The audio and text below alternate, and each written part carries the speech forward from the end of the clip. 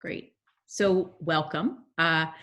I'm really delighted, first of all, for all of the panelists to be here. It was incredibly generous of you to take your time. And when I reached out to all of you, you very quickly said yes. And I was so grateful for that, selfishly, because I'm really curious about what people have been up to. I can't believe we're now just over the 6-month line that we've been in this, and it seems extraordinary that I wouldn't be able to, that all of us wouldn't be able to know what you're up to just by walking down the street and being a part of your Publix. And so this is great to have you all here. And thanks also to the students who joined and to the community who have come out to hear what our panelists have been up to.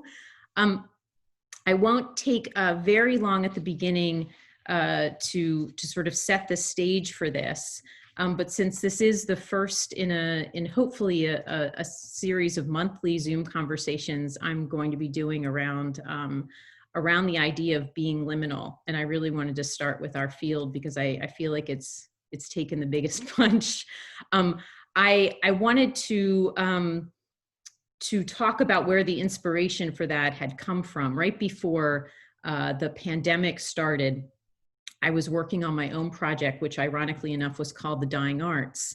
And what that project was about was planning, amongst other things, a series of performative lectures that I was going to deliver around some really interesting female artists that lived in these in-between times. And what I wanted to do, knowing that like even before COVID, we were moving through interesting times, but to sort of get us to all be in this sort of in-between space together. Hello, Lindsay, you can put your camera on. I think, yes, great, you're here. Welcome. Hi. Hi. So anyway, that was canceled. The fellowship was canceled. This idea of trying to gather a community of people so that we could be in a liminal space together no longer seemed like something that needed to be manufactured. Here we are. And it's not something that often happens in a group. So I'm going to read the sort of couple paragraph version of the Richard Rohr quote that inspired this, because I think it's evocative of the kinds of conversations we're going to have. And then I'll quickly jump into introducing our guests and hearing about what they've been up to. So this is where it comes from. Author and theologian Richard Rohr describes this space, this liminal space, as one where we are betwixt and between the familiar and completely unknown. There alone is our old world left behind, while we are not yet sure of the new existence. That's a good space where genuine newness can begin. Get there often, he says, and stay as long as you can by whatever means possible. This is the sacred space where the old world is able to fall apart and a bigger world is revealed. If we don't encounter liminal space in our lives, we start idealizing normalcy. These thresholds of waiting and not knowing our next step are everywhere in life, and they're inevitable. Each ushers in a new chapter of life and holds varying degrees of disruption. Change never exists in a box, no matter how hard we might try to contain it. Change in one area of life always spills into others that disrupt the status quo. There's a ripple effect. Community, spirituality, vocation, relationships, physicality, friendships, and emotions do not exist mutually exclusive from one another. They intersect and intertwine. When we become aware of our own liminality, most of us, if we're honest, do not know who to become or how to navigate the transition. We often miss the real potential of in-between places. We either stand paralyzed or we flee this terrible cloud of the unknown. If our liminal spaces are approached intentionally and within community, rather than staying paralyzed, running away, or going at it alone, we can boldly approach it and confidently move forward into our futures. So that is one of the sort of springboards for this discussion. And I think what better group of people to know about the importance of going into these spaces and community than artistic directors in the theater community. So welcome again. I want to briefly introduce who our guests are, and maybe you could just say hi, and then I'll get back to all of you. But So in the house this evening, we have Cristina Alicea from Vermont Stage. Hi everyone. Great. We have Monica Callan from the Grange Hall Center for Performing Arts in Waterbury.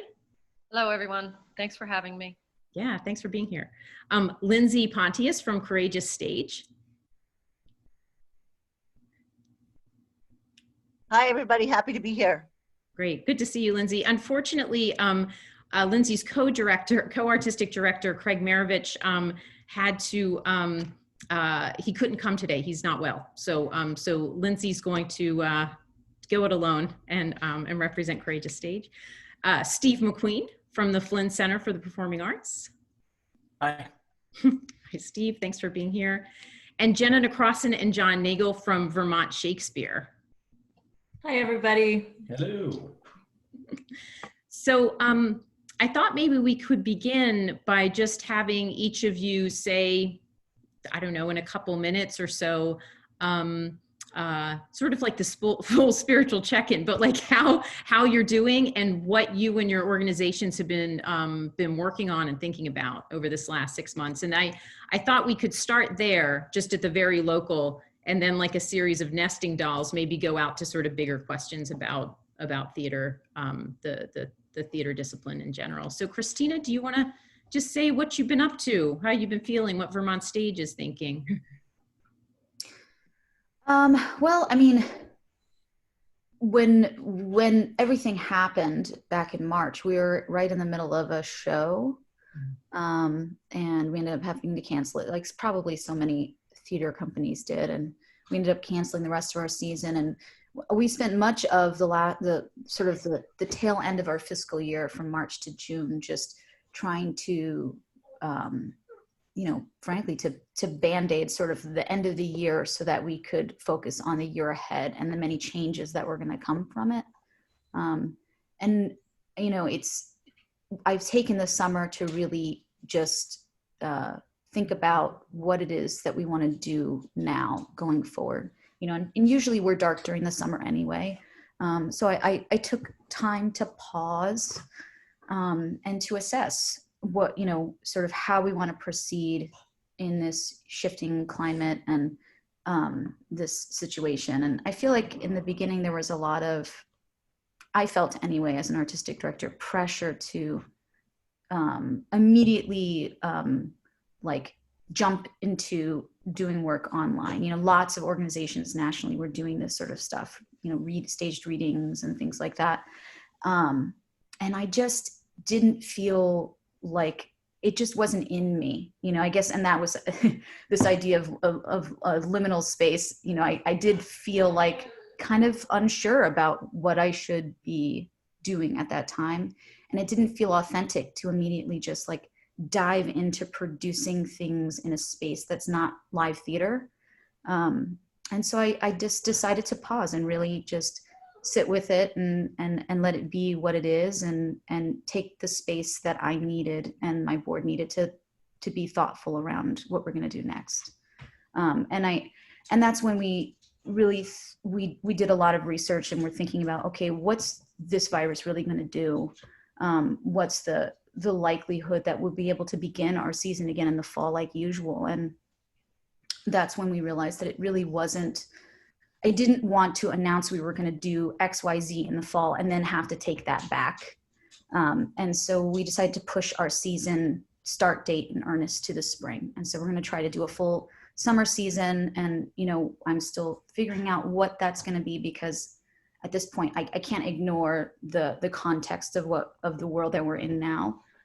So I want to make sure that the plays that we're doing sort of meet this moment. And so I'm spending some time really reconsidering what our season will be, and figuring out, okay, coming up with the different scenarios. If we're able to do indoor theater, we'll do it at Main Street Landing. If we're not able to do indoor theater, what does that mean? And so we're still sorting things out regarding that, but I feel much more confident, closer to making final decisions about that. And we're going to be doing Winter Tales digitally and professionally produced, and I'm really excited about how that's shaping up. So that'll be sort of the first thing that we do this season, and then we'll we'll probably be adding in a few activities until May when we're going to begin our season in earnest. And that also I see online and through social media that you've been doing something, or that Vermont Stage has been doing something called the virtual time capsule, where people are sending in their stories. Or was that sort of early pandemic? Or Yeah, it's actually, thank you for bringing that up. That was like the one thing that I decided to do more immediately in response to the pandemic artistically. And it wasn't about us producing work. I really just wanted to hear from our community of patrons what they, what was happening for them in this, this very strange place that we're all in. What's impacting their lives, what are the moments of joy that they're experiencing in this time too. I wanted to hear that. And so I sent out newsletters and put something on the website about a virtual time capsule. And we've collected quite a few stories. And my hope is to, down the road when this is all over, maybe do something with them, sort of celebrate and find some moments of joy out of all of this that's happened. Awesome. Great. Thanks, Cristina. Now I'm going to move on to, I'm going to come back to all of you, obviously, but I'm going to move on to Monica. Monica is an artistic director at the Grange Cultural Center in Waterbury, and runs this fantastic solo performance season that I really, once I moved to Montpelier, really got to see, but almost was engaging with right before the pandemic. And so all of these things that I'd scheduled to see were canceled, but I was curious about, like, oh, maybe there's some chances for solo performance that we'll see hopefully soon. But I'm kind of curious about what you've been up to, Monica, and what you've been thinking. Well, I mean, like Cristina, it was just sort of a step back and breathe. We have really taken the opportunity to just sort of luxuriate a bit in the slower pace. And since that's what we were being given, we said, wait, let's just look at that. And so there has been a lot of reassessment, I think, for everybody. It's just that when shifts like this happen, it's like, wow, okay, how can we do what we do with what we have now? Because we thought we didn't have a lot then. and now we have even less. And so, sometimes the message is don't do more. And, I was, luckily, in March, we just shut everything down. We have been really thinking about the whole financial end of things, because our biggest money makers were killed off in the pandemic for 2020. So we're just, retooling and looking at sustainability. Personally, I was in the throes of this class, this playwriting class. So I had, sort of this artistic thread for me, but to drop it for the community was kind of difficult. So I just went small, and we've been doing pop-ups, the Grange Hall Cultural Center is not just a performance space, it's multidisciplinary. So, we're doing smaller events that are fiscally and within our capacity, but also within our human resource capacity. People have been, and I'm working with the Vermont Arts Council, with the Creative Network, Vermont's Creative Network, and a lot of the people that I'm talking to are just like freaking out throughout the whole process. And so to ask someone to be, teaching their kid and holding down a full-time job and watching another Zoom, thing, they were getting really sort of fried. And so we didn't go that route, because I just felt like Cristina, you put it beautifully, that it just wasn't authentic. It just felt forced. It's like, oh, we got to do something. And it just felt desperate. And it's like, wait a second, what are we being, what's the message here? And so we just sort of meditated on that. We were in the throes of pretty deep into rehearsal on a show that would have opened in June. The actors, some of them were, good to think forward and, let's think the best and keep working. And we got to work through Zoom now. Oh, that's not going to work. And then we did hold rehearsals, and I said, let's just see if there's any value in it. I mean, it's what we got, right? So let's just see. And we found a lot of value in that.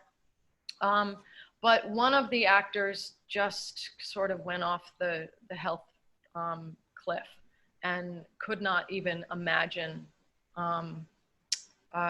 performing.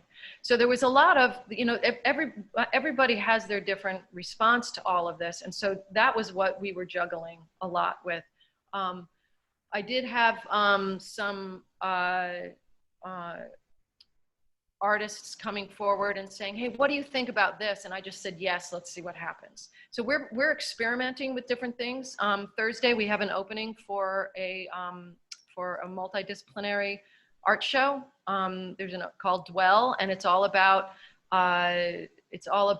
and in appreciation for the places that people go, the landscapes they live in uncertain times. So that's one way that we've responded. We're having dance performance at the opening, and there's also a dance component along with visual art. And so, but that's all outside. This is our first big event of having people come. So this is a big experiment, and so we're all outside. We all have to wear masks, and we're putting a fire pit in the driveway, and we're just gonna put people through in small groups so they can see it, because that's what we can do. So we're doing stuff like that out of the rehearsal process of the show. One of the things that was so luxurious about that was that you could do a table read. You could dig into the script in a way that is often not available to the scheduling of a show, and do that together. So that was really fun. So Joanne Greenberg of Green Room Productions is going to be doing an online class with experienced actors, and doing a scene study class. And so we're going to experiment with that, see how that works. We've really sort of been laying low. We lay low in the summer anyway, but it was just a real, it's been a real meditation. And I'm not sure how we're going to move forward. I do know that the one and only series, the solo festival, is going to happen. We have people who want to do it, but it may be that we stretch it out along, instead of having it, the 3 or 4 months that we usually do it, we may just sprinkle it in throughout the year as things look like they can happen.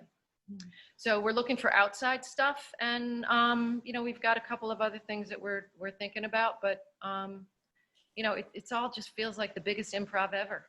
Yeah. So it's like, let's see what works, and if it doesn't work, oh well. Yeah. But if it works, excellent. If we connect with people and we're creating value, that's what it's all about. Awesome. Thanks, Monica. I'm happy to hear that all of this is happening with Fire Pit and that it's beginning. That's awesome. Lindsay, I wanted to come in and talk to you. I mean, one of the things in terms of getting people together in this conversation, I was aware that different people working in different kinds of modalities within the arts will have things to worry about, like building-based theaters. And then Courageous Stage sort of has this umbrella in its home, but it's not really building-based. So I had the pleasure of both reading a draft of a script that you all have been working on, but also seeing one of the performances that you took out to the community on a flatbed truck called the Medicine Show that was kind of fantastic. So I wondered if you could tell us about Courageous What? Stage. And What do you mean? if Yeah. you could mute I don't think your, so. I'm sorry, there's Would that be something an imposter would say? excuse me, Robin Grant, could you please mute yourself? Apologize. I thought I was muted. I still apologize. Great. Lindsay, if you could, it's the love of Zoom. If you could just talk to us, that would be great. Yeah, so our first kind of hiccup or pause happened. We were a week away from a 5-classroom, 2-school, 100-student production of Hamlet.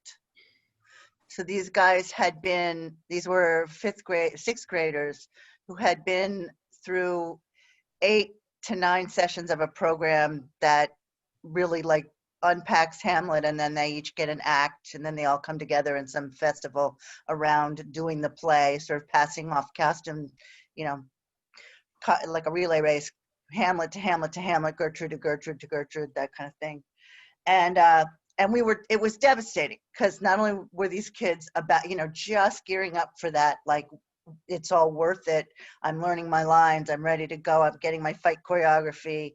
And then school stopped. Everything stopped for them. And so we felt there was just like, what can we do? We weren't allowed in. There was no school. They were home. There was no way we could like really get in there and talk to them or say anything. So we had no kind of wrap up. And that was very weird. We did sort of lame little efforts to sort of, send them videos and let them know that we were thinking about them. And then Craig and I think there was the Zoom, I agree with, both Monica and Cristina, that the Zoom thing just felt totally not who we were or what we were going to do. But we felt an incredible need, and maybe I have a background in popular theater, so for me it was like, well, we're going to stay live. It's just we're going to do it. But we didn't know how to do it. And one thing, we've been doing a lot of community engagement work, was we thought, well, let's reach out to the community and see what they want, what they would do, how they might participate. And it was out of that the Medicine Show was born. So we were talking with, we had a whole sort of panel of youth up through seniors who were living in a senior living facility, and sort of trying to figure out how could we do this. And we were looking at, this was in May, so there was still, it was still a 20-person, were allowed to be, outside at a gathering. And so we're like, okay, well, we can't advertise, we can't, it's got to be for free, obviously, and people do want something and they want to be a part of something.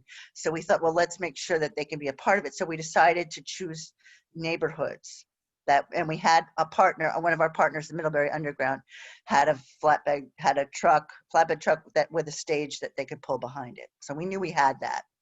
So then we started kind of unpacking what communities we knew and where the people were, found out that we had half the Middlebury Union High School jazz band lived in one neighborhood. So we were like, okay, we now know that we can pull out a jazz band without anybody leaving their house. So it was that kind of thing. And we, and looking at the Medicine Show historically is exactly, that was it was for people that couldn't get out, that were in a remote area, that this thing would pull up on wheels. And it was the snake oil salesman.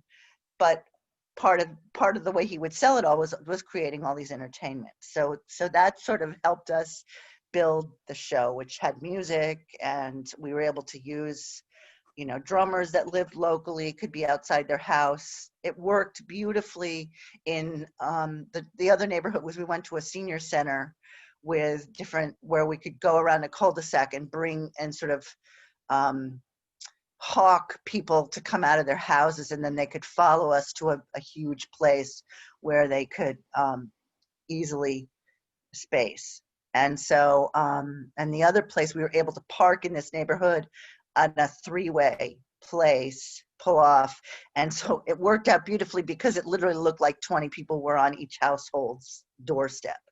So we weren't in any issues. We had talked to, we partnered with the health department in Middlebury, and we partnered with the local police. So everything was cool and it worked well. And we were so excited because we were like, this is the template. We're going to be doing it all summer. Craig had his, Raleigh Fingers mustache, was ready to go. And it was that day that the George Floyd tapes came out. And our fairly lighthearted, moving in that people were so excited to get out and be part of something, but it did not reflect the times that we lived in. So we were I would call that the most liminal moment I think I've ever experienced, because I had no idea how we could move forward, and we had to quell the press. We literally had 7 days on the line. We had all these things ready to go, because we were thinking we could start to charge maybe for this, but no. I mean, we just quelled everything and stopped. And so that was the hard moment to sort of work through, and really sort of sit with, well, what does it mean now? Who are we now? What's going on? And then it felt from that day on, all summer long, every day seemed like something new was different in the world. And how would I don't even know how to respond with that. So then it's been sort of this learning and listening and kind of keep talking to people and figuring out. And now we're looking back at creating some stuff online that can go out. We're realizing the incredible opportunity that we can now work with our colleagues all over the United States with Zoom now. So we can do this, we're not bound by Vermont or anything. It's just so there's this, that's exciting. So what do we want to do with that, and how can we use that? And so I think that's kind of where we are now. It's starting to build up excitement, and we are also starting to get our, thank you, Katie, so much for your help, but starting to get our arms around how we might use the medicine show to deal with our times right now, and a new version of that, which would go up and start traveling before the snow flies, I hope, because it'll be outside. Awesome, thanks. I can't wait to see what you do with the medicine show. And I'm looking right now at Steve Macqueen, because I was just reading in 7 Days, like a similar issue with like never in his life thinking like, I don't want a lot of people to come to the show because it's outside. So Steve, I'm wondering, like the Flynn, it's such a large umbrella. Like there's so much that happens under your watch. And so I know that I watched some of your weekly Zooms during the early pandemic, and really enjoyed early fumblings, we call them. Yeah. But that was really great, just to sort of have this moment where you're connecting with people, and because we're all sort of like, as Monica said, in our long meditation around what next. So what have you been up to over at the Flynn? Well, I've loved what everybody has to say. I have a lot in common with what everybody said. I've got flatbed things, and I'm with everybody else. I didn't want to force the online bit. I'm about performance. That's why I'm doing this. If I wanted to be in TV, I'd be in TV, but I'm not. So I would say the first thing that happened, the Flynn is a large organization, and we were caught, I was caught off guard, I guess, and there was a sort of financial spasm, and we had to lose a dozen people, and we've spent probably the last 3-4 years trying to make the Flynn like a fun place to work, like developing internal relationships and becoming friends. And the positive side of that is that it's a better place to work, and the negative side is that when this happened, you had to fire your friends, and it was traumatic. I mean, I would say March was just about the worst month of my professional life, like hearing your friends cry on the phone because you fired them. Like it was beyond horrible. It was traumatic. And I sat there probably like I got hit in the head with a 2x4 for about a month. I would say there was about a month of just almost grieving. I felt so terrible. And but you have to respond in some way. And the first response that we thought we could do were these sort of talks online with people. I've got connections with artists because I've been doing this a while, just talking to people. The Kennedy Center had something they wanted to do with Crystal Brown and I, and that was fun. And kind of dipping our toes back in. And I think what happened is when capacity outdoors went up to 150, we thought we could do something. We thought it's time to like step out. We've always talked about the Flynn is a building. The Flynn Center is a building, but the Flynn itself is an arts organization that is more fluid than that. we said that all the time, but we didn't do much about it. So this was the chance to really do something about that. And so I had been inspired by, I worked for the Parks Department before my arts life back in the 90s in New York City, the New York City Parks Department. Nightmare of a job. But I got to go to all 5 boroughs and see sort of the importance of these parks that nobody in any other part of New York City understood were focal points in neighborhoods. And I thought it'd be a great, and I was also inspired by, I think it's Bill Monroe. I'm afraid to look this up because I'm afraid it'll be wrong, like it's apocryphal in my mind. But I think Bill Monroe used to travel with the Bluegrass Boys on a train, and they would stop in towns, and one of the train cars was just a flatbed, and they would get out on the flatbed, and that was the show. Like I said, I'm afraid to look it up. But, and I thought we should mix these two. Like we can rent a flatbed and drive it to a park and highlight, and then of course, all the again, that's just sort of the crazy things that happened all summer with George Floyd, with everything. You've got to ride, it has to meet the moment. It can't just be frothy, stupid stuff. So we thought we'd try to highlight immigrant artists because, Burlington and Chittenden County is a great refugee resettlement city. There's whole kinds of musical traditions here that weren't here 20 years ago. It's really quite impressive and delightful.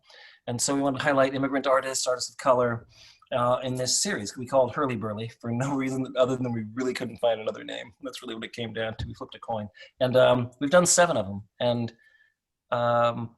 we had, I guess the real joy of it is just everybody threw in. Like inside the organization, everybody was so excited to try and do this.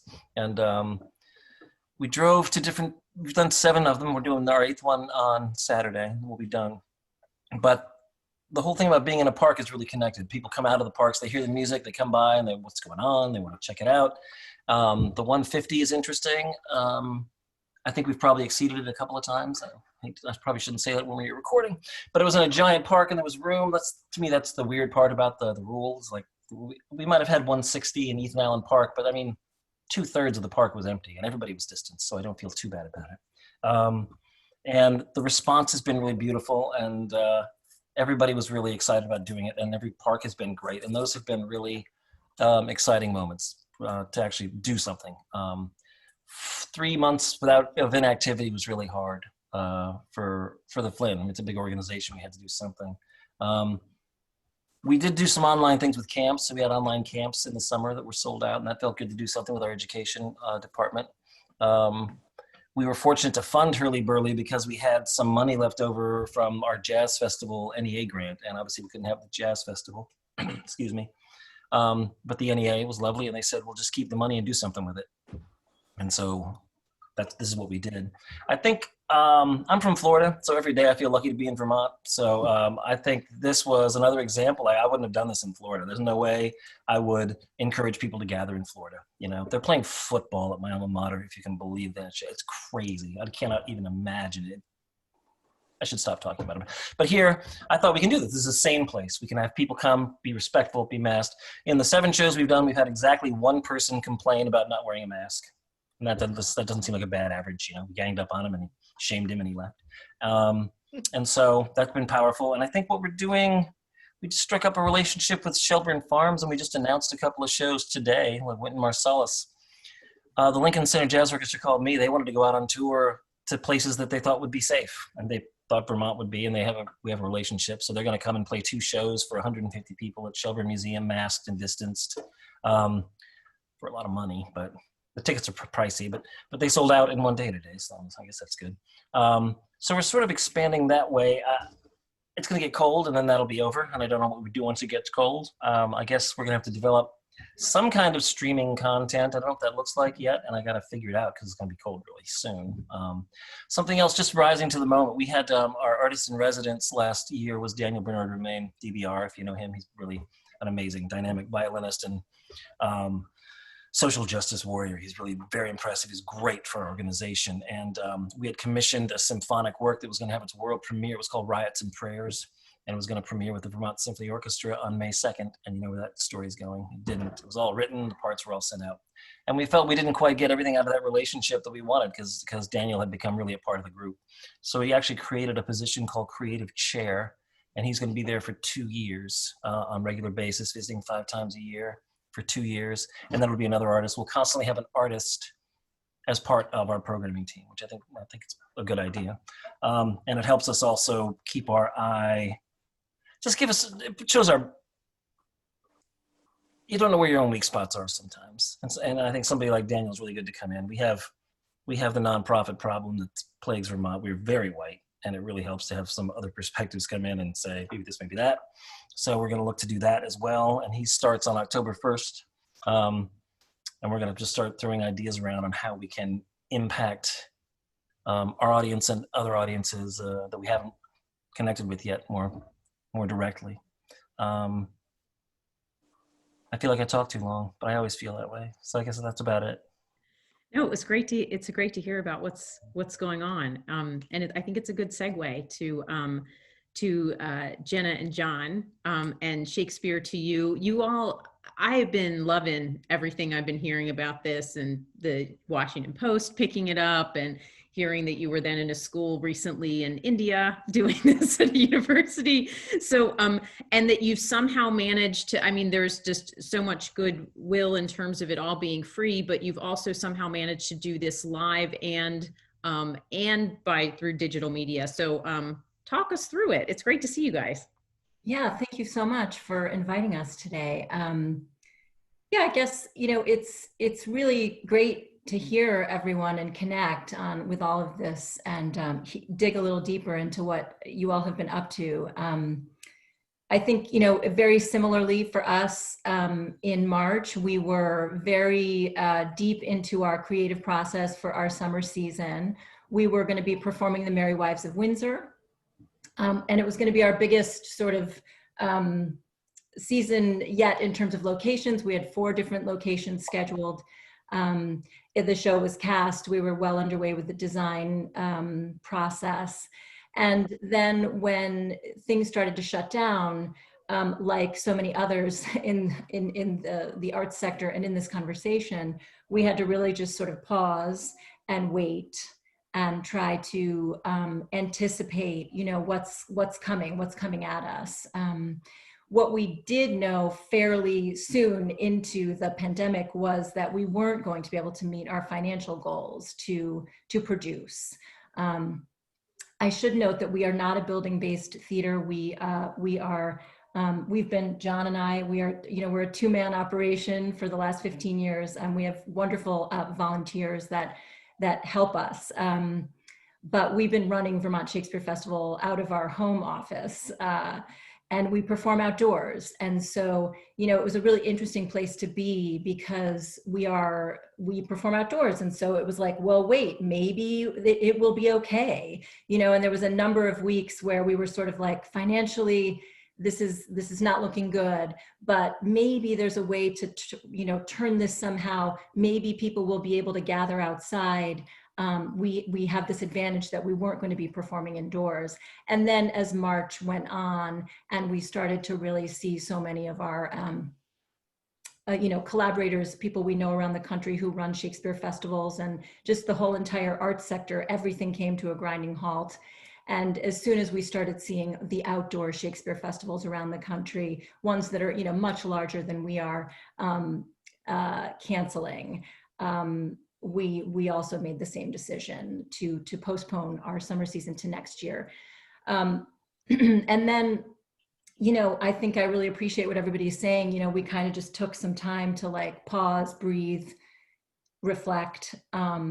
And then we started having, some board meetings and some conversations. We started getting a little antsy, and we started saying, all right, well, what can we do, right? We got a little tired of talking about what we can't do, and we wanted to sort of say, hey, what can we do?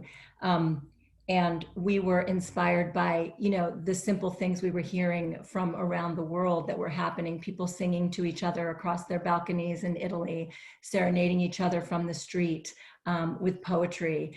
And our board member, Sarah Mell, who many of the folks in this conversation know, local actor and collaborator, she, we started talking about, how could we visit, it started out really with, could we bring monologues or scenes outdoors to senior living communities and try to offer that as a way of offering some connections to combat the negative health effects of the pandemic.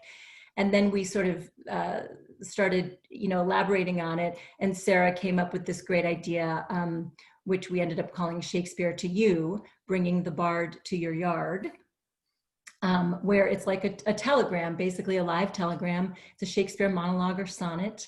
And it just developed, and it was a really fun, really inspiring, positive, joyous process to create this and then to roll it out. I want to just jump in there too. And I think one of the big inspirations too was the lack of connection. And here we're doing a Zoom and people were connecting in this way. And that obviously was a wonderful thing, but we wanted to figure out how can we connect live, how can we make those connections in a different way. So that's sort of another thing that inspired us to do this, this idea of live telegrams, so to speak. Yeah, and I think too, I should note that I have a full-time day job, and I work at Wake Robin in Shelburne, continuing care resident community, and I'm the program and events person. So everything that I did at my job in a matter of 2 days was completely canceled. Everything. It was like everything stopped. And so I spent the whole month of March learning, doing online training, learning, having conversations about the negative health and psychological and physical effects of the pandemic on all of us, and particularly on those in the senior population. So it was really top of mind, I know for all of us, but for me just in my everyday life. And so it felt like an imperative to try to meet that need with our art and to try to figure out a way. We do outdoor Shakespeare, so it was like, hey, can we do this? Can we, go to somebody's yard, stay 10 feet away from their door, and deliver a Shakespeare monologue? And it turns out, yes, we can. And we've been doing that for about 4 months. And so we basically created a catalog. We sort of realized, hey, there's all these life events that are happening that people aren't able to celebrate in the normal way. Graduations, weddings,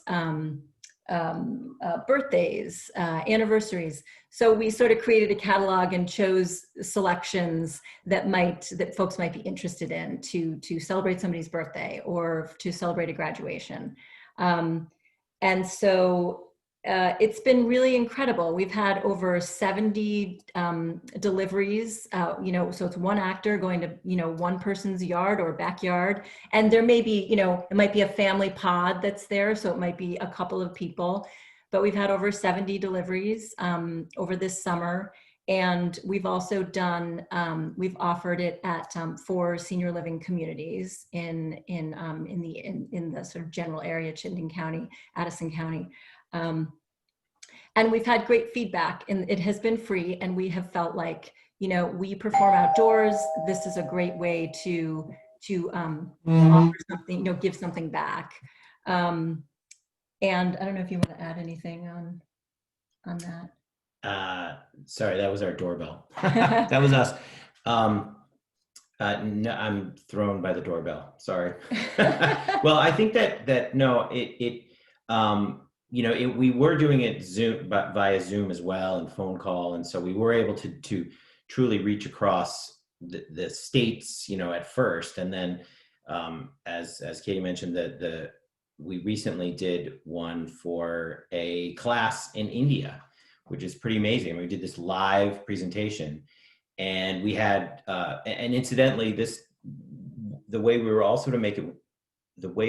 able to make it work was by working with a bunch of wonderful local actors. And so that's the other thing. Via monologue, they were able to work on the monologues themselves. We scheduled them, and so they would just be on their own, and they would go, and everyone wore a ruff. That's the one thing that kind of symbolizes this delivery and connects everything. But it was also a way for us, Jena and myself, and a bunch of actors to perform. And as the dual kind of thing that happened for us was, Why do you the amazing, like someone would, love that we were doing this and this is great. And we would get to chat with them. And there was, sometimes it would be 10 minutes, sometimes it would be half an hour.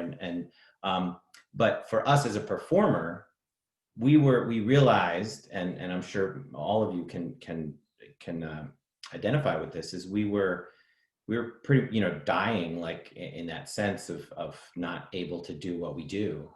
And so it has been incredibly meaningful for us as well to be able to just perform. And it's like, no matter what if you're a musician or whatever you are, I mean, live performance for so many of us is our bread, of life. And we just couldn't do it. So just those little bits. And as it's grown, it really has fed us as well and kind of kept us going.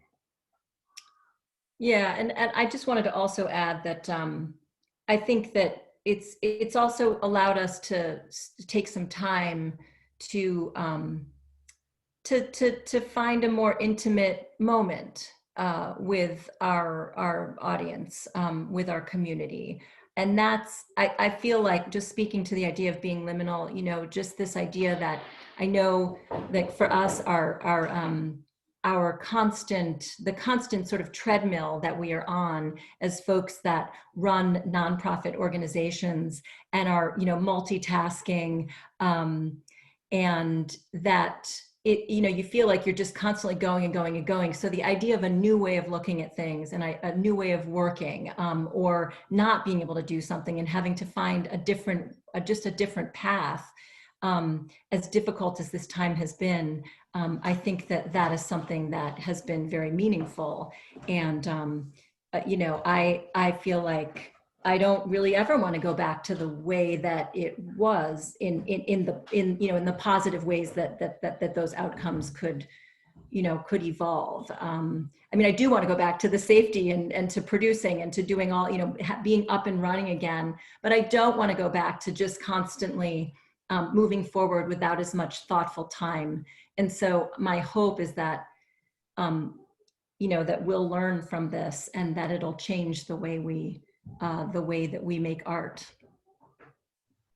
Thanks so much, Jena. That's, I think I could see everyone doing, like this is, and it's, I just really, I'm going to open it up in a little bit just to some questions, but I'm just really struck by whatever, like the kind of time that everyone took to just pause and to, I think that so much of what I saw and what a lot of people saw, and I don't think there's a right or a wrong way to do it, but that sense of like, we need to continue to stay moving, which to me is always like an indication, and Steve even brought it up in a different way of like the non-recognition of the fact that we're all grieving. Like, we don't know what we've lost yet. This loss is pretty ambiguous, and actually pausing is a really courageous act because we don't even know what the problem is yet, for which we're trying to find a solution. And I think that I know that at UVM and amongst my colleagues, this is something that we're talking about a lot right now, and particularly in relationship to social justice and to anti-racism, and to, as Steve, rightly said, being in a country, but very much a state that's very white, where systemic racism is sort of built into organizations, and how to unpack that. And there's a lot of statements being made about how people are going to do that. But I think that one of the more difficult things is to sit in it and pause and be like, what is the problem by which we can intervene? Because there's the bigger problem. So I'm also like, just so heartened, and also want to ask if anyone wants to jump back in. But Cristina was saying, started by saying we want to make sure that the season speaks to this moment.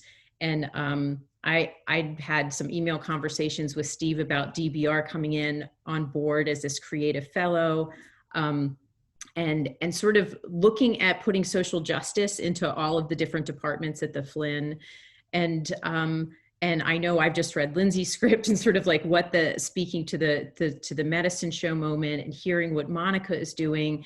And of course, like what you're doing with Vermont Shakespeare, because like the hardest hit communities that we still, of course, never really talk about is the fact that this is killing our elderly in numbers that are just mind stopping.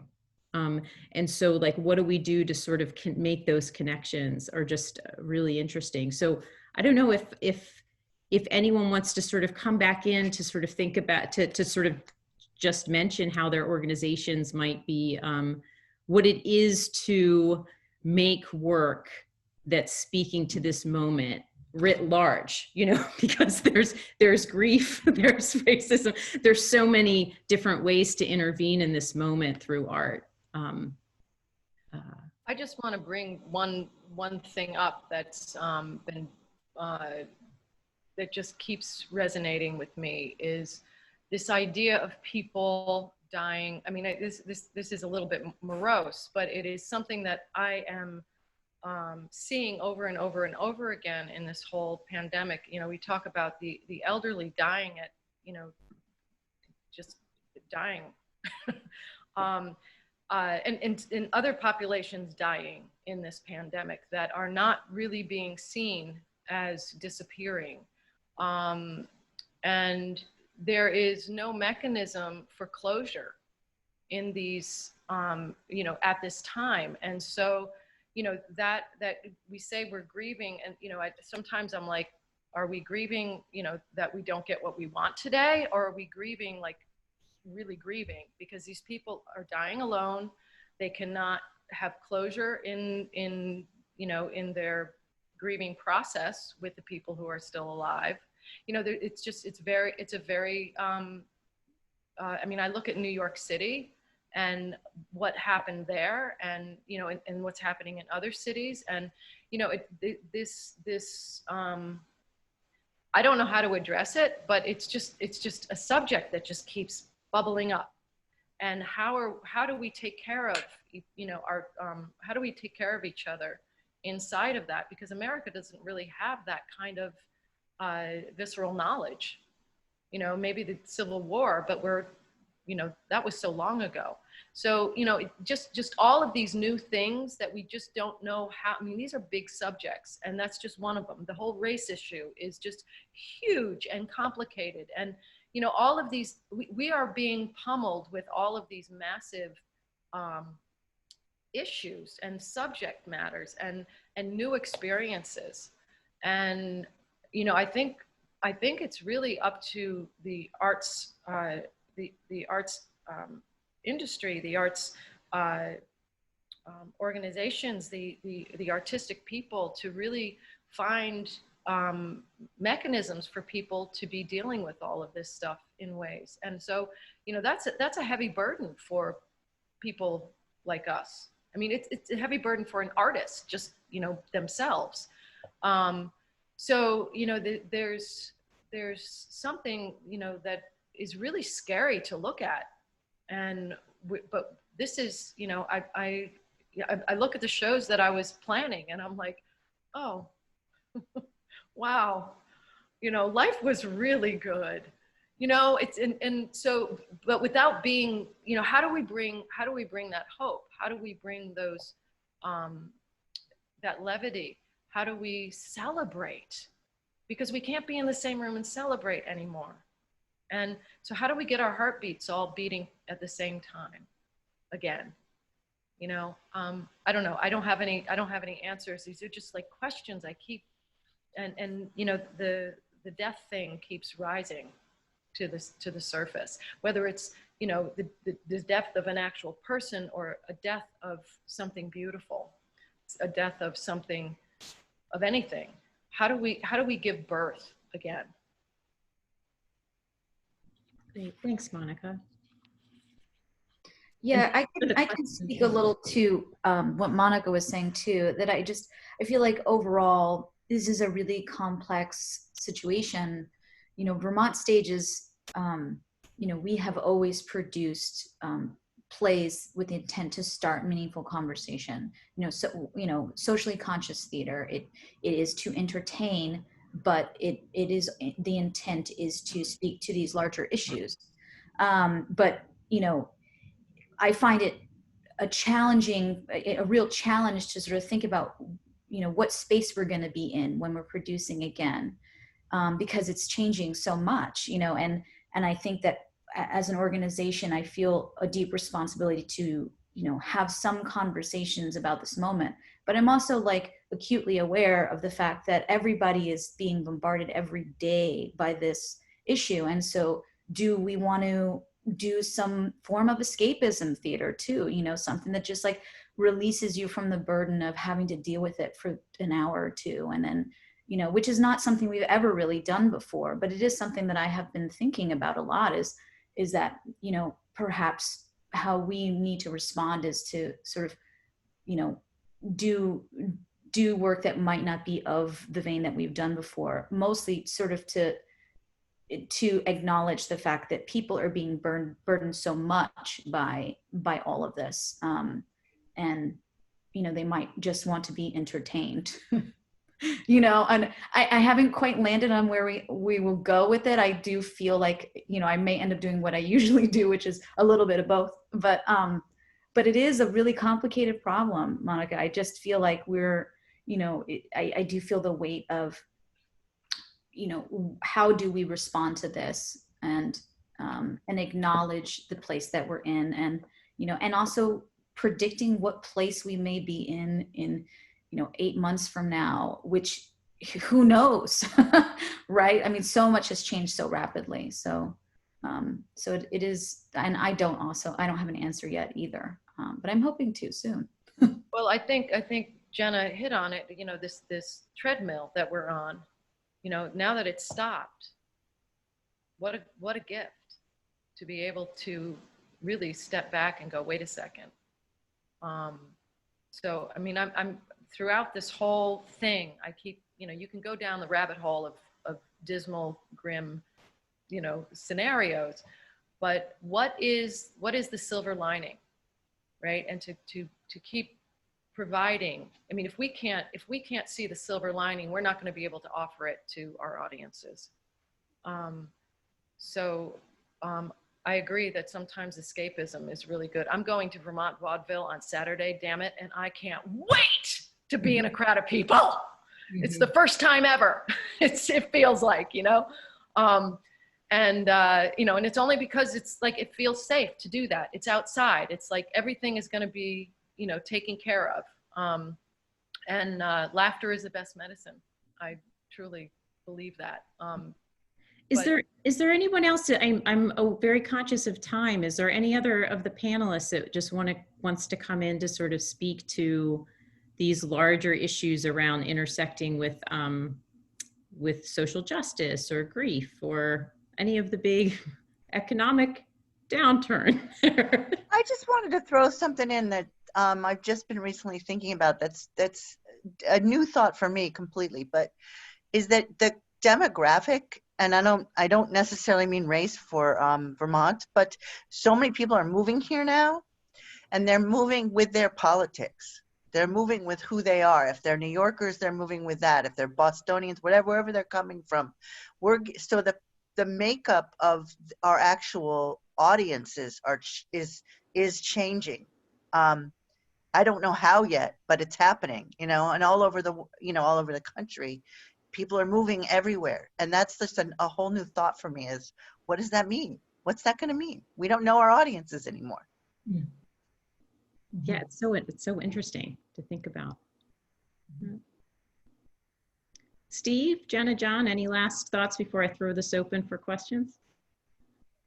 I was just going to say that this morning I was watching MSNBC, and they showed a clip of Elijah Cummings saying, when something that I say, I'm paraphrasing what he was saying, something that I say to my children is, don't ask why it's happening to me, ask why it's happening for me. And you know, that just struck me as so meaningful right now. And I said it to my son today, who's 11, you know, just he was having a rough day. And it's like, these are questions that we all need to start asking ourselves. And I think that, yeah, I just echoing what Monica was saying about, you know, finding the silver lining in terms of change. Yeah. Great, thanks. Steve, any last thoughts? I'd agree with that. I think obviously we all have to change. I think everybody's going to have to address.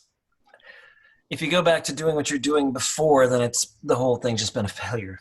Yeah, they were all starting in a new start line. There's a new starting line, and we got to address what we're doing in a different way. And there's freedom that comes with that. That's really exhilarating. And there's also kind of an insane pressure to make sure you make the right steps and do the right things and acknowledge the right everything. So it's both fun and terrifying at the same time, I guess.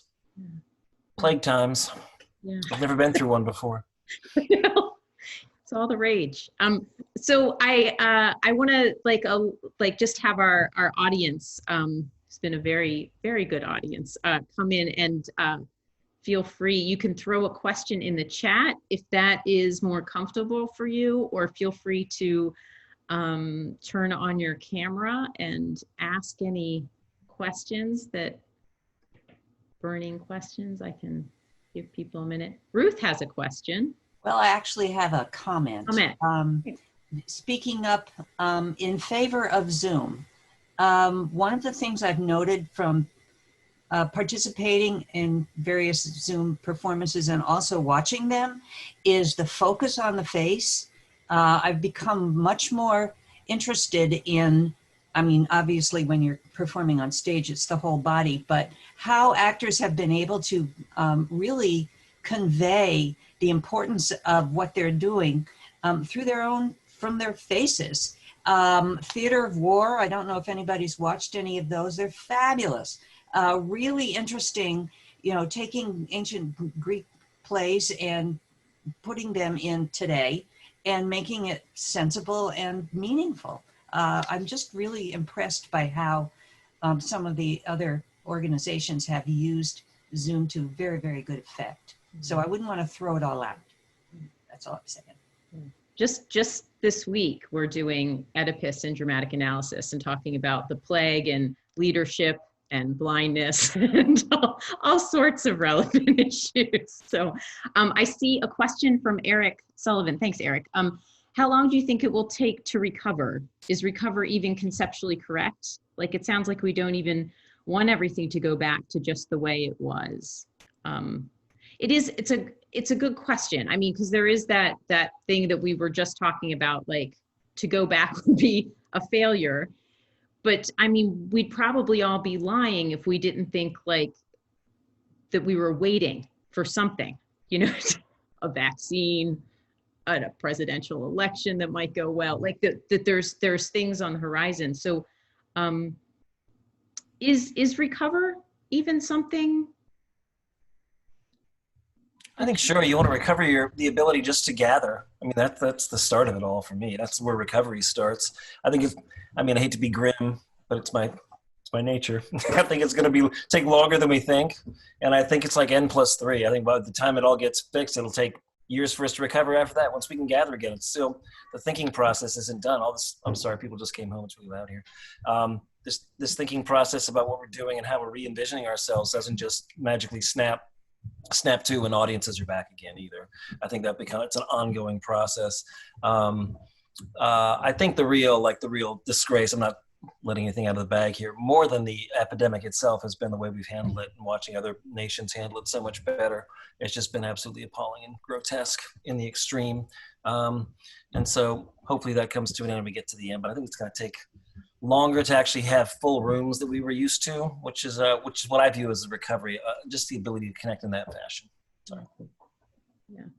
Yeah, that makes sense as recovery to me. Yes, there's someone, I don't see your name, but Robin, please come in. Yes, sorry I didn't have my mic muted earlier. I thought for sure that it was muted. I feel really embarrassed because I usually do Zoom meetings. I'm usually a lot better. I'm Robin Grant. I represent another arts organization. We have 70 members and many more members than that. We're your tech staff. We're your technicians crew. I'm the president of the labor union here in Vermont. And I wanted to address what you guys were just talking about, because we're very closely watching what's happening in terms of vaccinations and what people are saying in that end of the entertainment industry. And the earliest information the information that I have, that the earliest that we could even consider having shows again is 6 months after a truly effective vaccine is widely administered. And we, I mean, widely administered, and people actually take it, which is another topic we're not going to talk about right now. So that would be the end of next summer is what I'm hearing. The season after this would be this fall season is the earliest that we could contemplate opening the doors to our interior venues, and that is if all goes well. So I just also want to say, please don't forget your tech staff.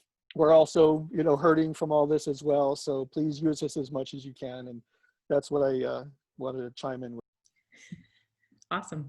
Thanks, Robin, and thanks for being here. Yeah. Any other questions?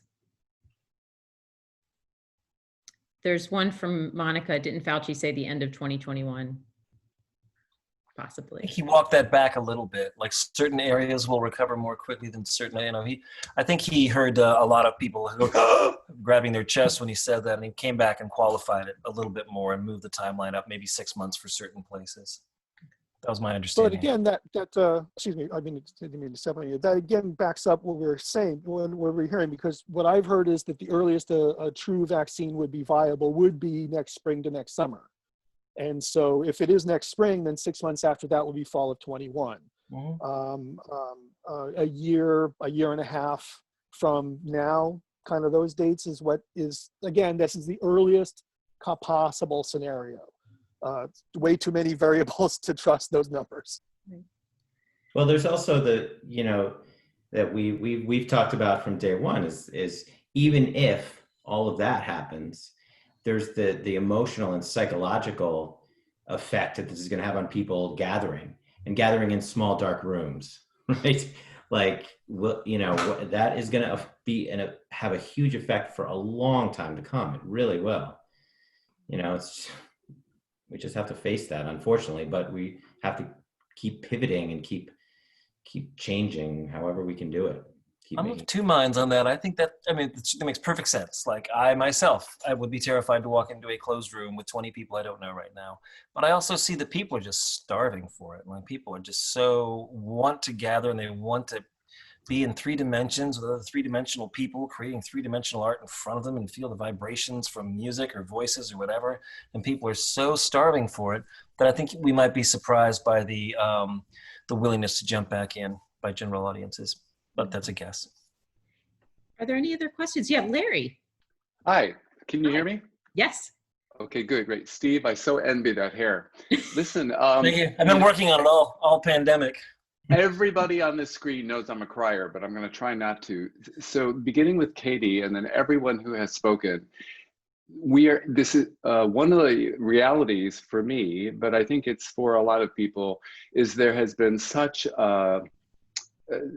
there's been a lot of loss of money, there's been a lot of loss of life, there's been a lot of loss of many things, but there's been such a loss of care and sort of measurable humanity, at least in terms of what we're barraged with, okay, on a national level. And to have Katie organize this, and to have each and every one of you people talk about your felt impoverishment without being able to communicate in a fashion you had been accustomed to with your audience, and what can you do to re-engage, and how are they? I mean, Cristina, how are they? That question, that's what the time capsule is all about. And Lindsay, going out to the neighbor, I mean, and Steve, everybody, John, Jena, Monica, just this care. If so much wisdom was, coming forth tonight, but even without that, just this phenomenal care, Katie, that you have ushered in to our lives this evening is transformative. And Monica, when you're calling out to all of the lives gone, unseen and unheard, Just amazing, amazing. You guys, that's what the arts do, and you did it. I held off till the end. Yeah. Thank you, Larry. That seems like such a lovely Great way place to end. this conversation.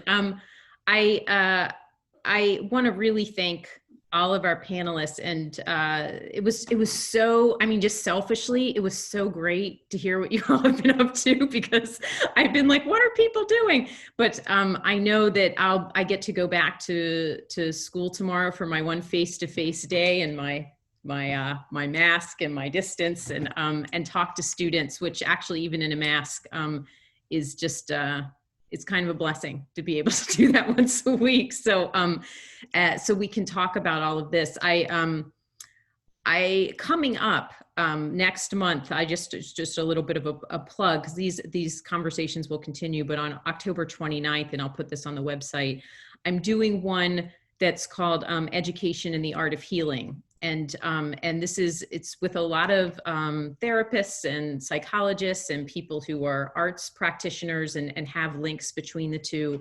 But I really am, you know, in my own practices, I'm really interested in us to continue to find ways to discuss the grieving process, really. You know, I'm reminded of a book by Pauline Boss called Ambiguous Loss, where she talks about the ways in which things can be physically absent but psychologically present.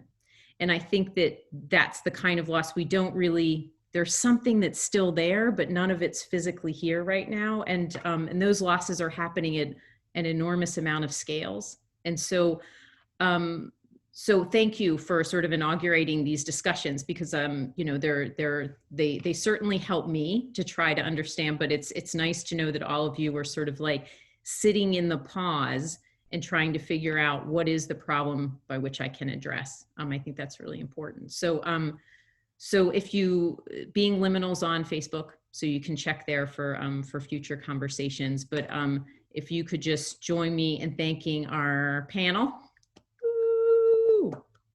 Thanks, everyone. Thanks, public and students and everyone else who showed up tonight. I think at its height, there was 50 people in this Zoom room, and I am immensely grateful for that. So, so I will leave it there, and I hope to see you all in October. Bye. Thank you. Thanks.